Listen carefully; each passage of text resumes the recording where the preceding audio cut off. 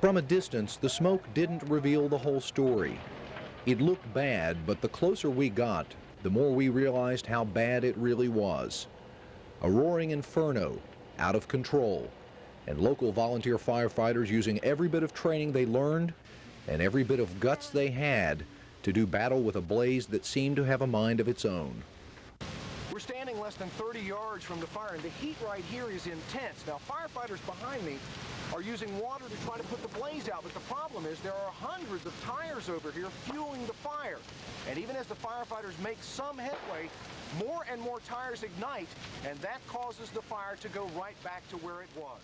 Nearby homes were evacuated because the fire was raging and threatening other structures. Dog started carrying on.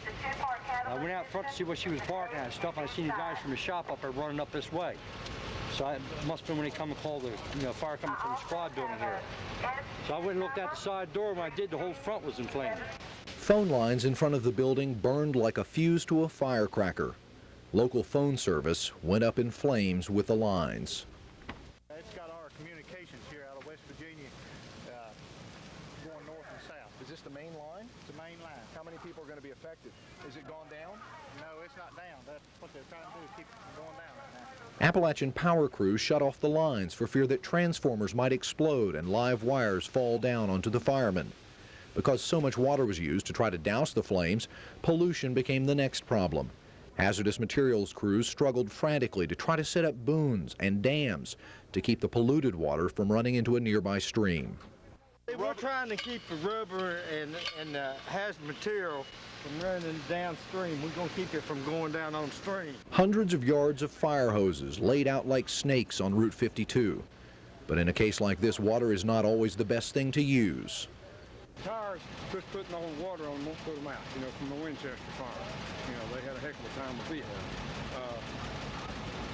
They say, what they tell me, triple F foam is about the only thing that will work on it. As the fire continued to burn, a front-end loader was brought in to try to move some of the tires that had not yet ignited. Every little bit helped.